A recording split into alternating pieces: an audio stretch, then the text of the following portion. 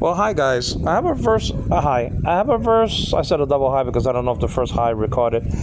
I have another verse that can help you with those, including Jehovah's Witnesses, that don't believe that God was seen. Okay, and they use that against Jesus, because if Jesus is God, well, nobody has seen God, and Jesus is not God. You see their reasoning? Now, this verse will dispel any doubts that God hasn't been seen. I hope I said that right. Okay, let me say it another way, just in case. This verse proves, okay, that God has been seen. Okay, and it proves it. Now let's check it out.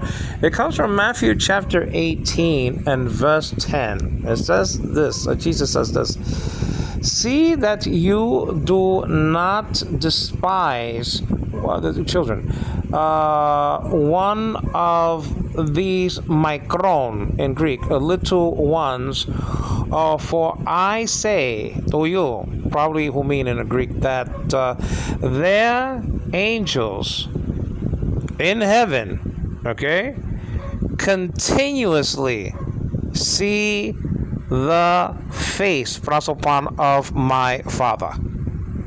Continuously.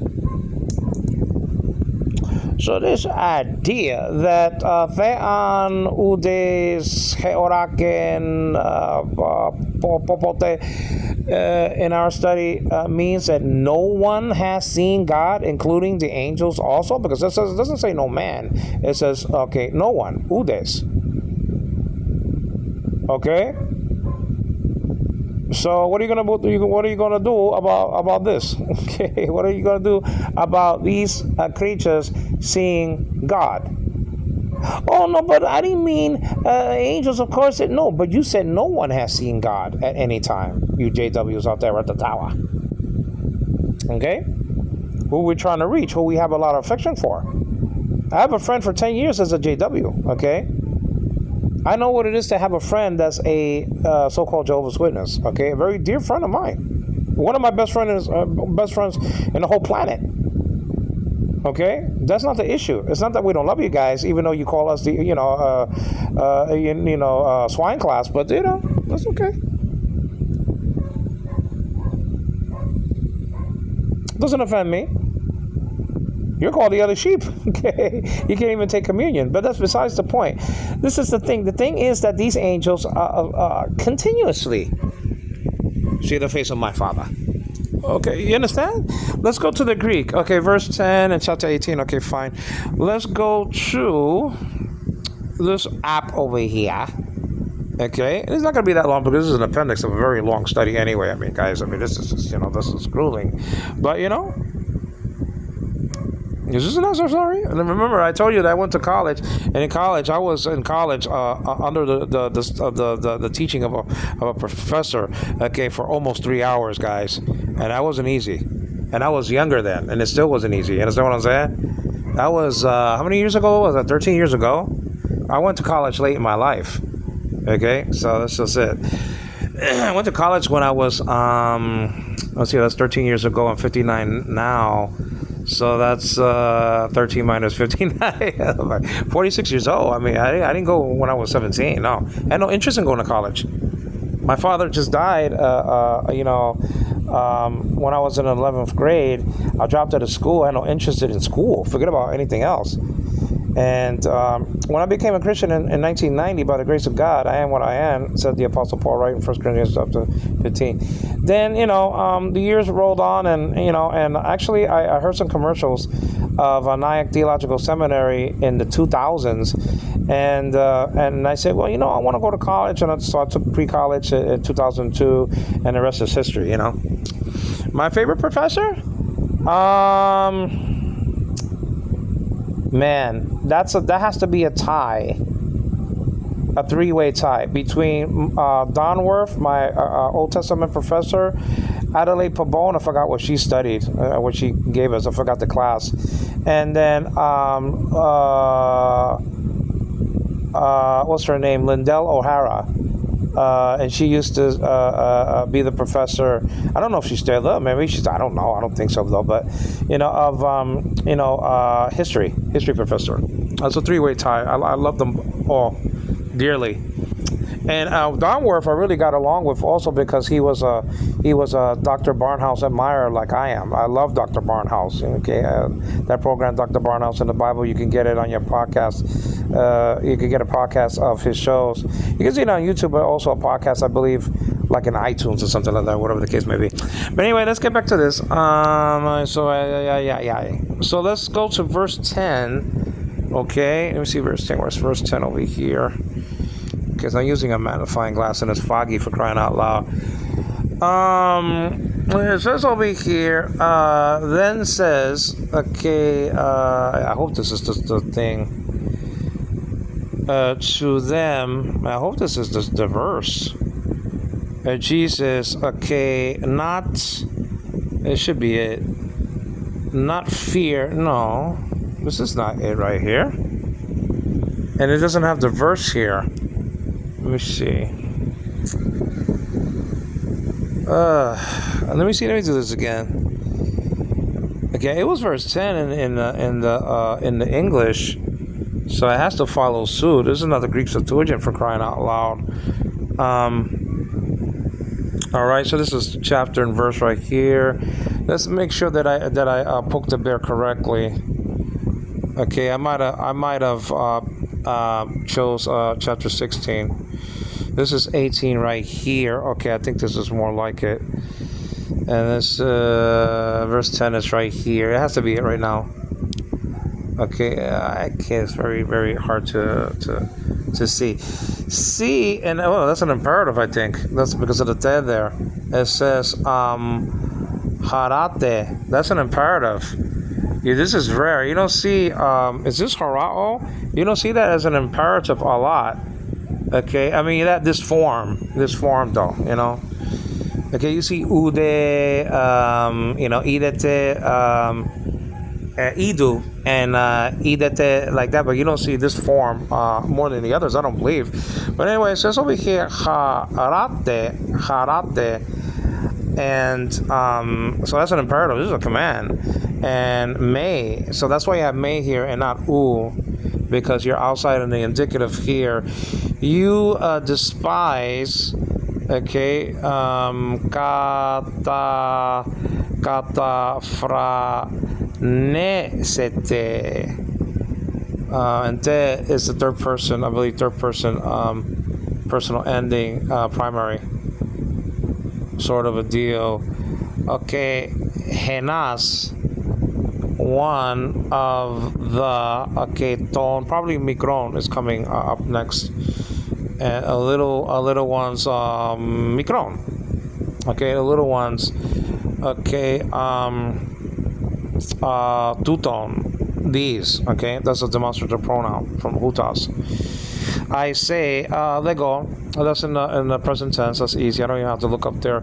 For agar, to you, and that's humin, from the humes paradigm, humes, humon, humin, humas. And that's hati. The angels, okay, ahoy angaloi, the angels of them, okay, auton, and that's in the genitive plural, in heaven, okay, uranois, and that's heavens, that's plural though, in the heavens. So it's not like the English has it. This isn't a plural. This isn't a dative plural, okay? Dia, okay, continuously, you see? This is what I'm trying to tell Jehovah's Witnesses, to be careful with prepositions, okay? They can change completely what we're used to, okay? Them meaning when you have constructions like this, and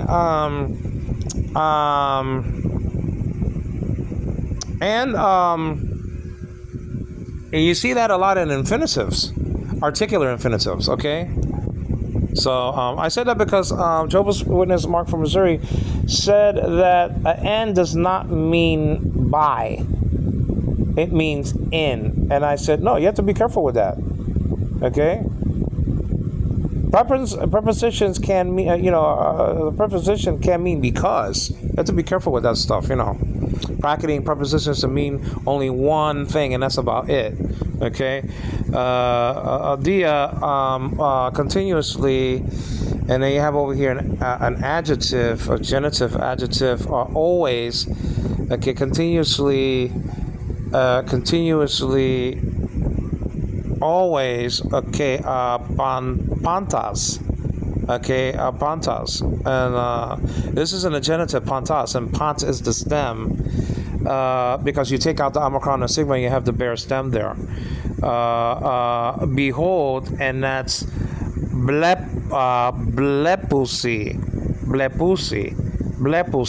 okay, that's in the present tense.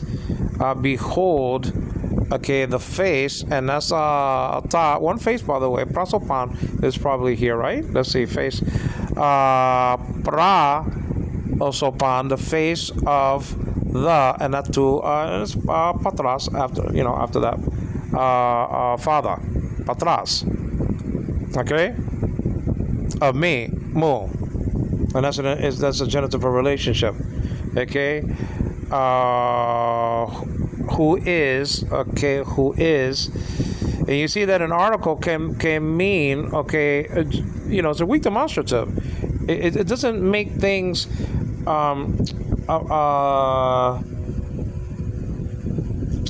what is the word I'm trying to recall? Definite. Okay.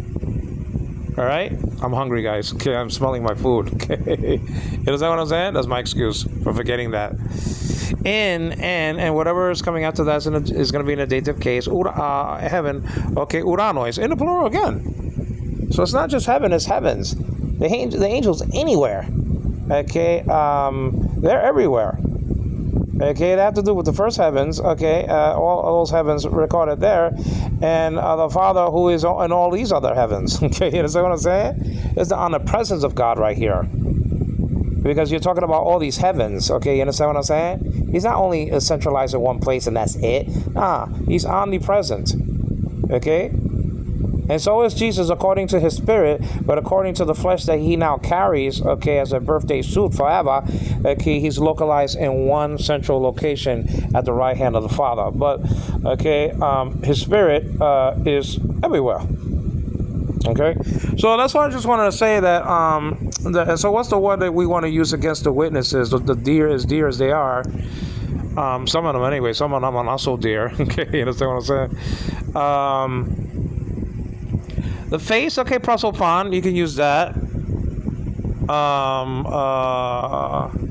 And they behold, okay, let me see. The word for behold is, the Greek is blepusi, you understand what I'm saying? So is this in the present tense? Let me see. In the present tense, you got o es a ama eta usi. Let me see. Third person plural. Yeah, so that's why it's usi, unsi, and so that's why you got usi here attached to the stop p. Okay, the stem is blep, and so you got usi here as your primary active third person personal ending. Okay, blepusi is in the present tense and indicative and active, by the way. So you can use blepusi to showcase that the angels behold the prosopan of the Father, okay, to apatras. Now, I want to give you another appendix, and for that I have to stop over here, and then I want to get into the back parts teaching of Exodus, okay, of God, okay, versus the face of God. Now, the face, I remember the face of God, that Greek word face is probably panim, not panim, faces, okay, probably in the singular. So we have to check out what is the Hebrew word for back parts. Now, we already saw the 74 people saw God at the same time. Okay, Moses, Aaron, Nadab, and Abihu, and 70 of the elders of Israel saw Ara, the God of Israel. But I want to see what Moses saw, what Moshe saw, okay? He saw the back parts of God because he couldn't see the face of God and live. Let's check that out in the Hebrew.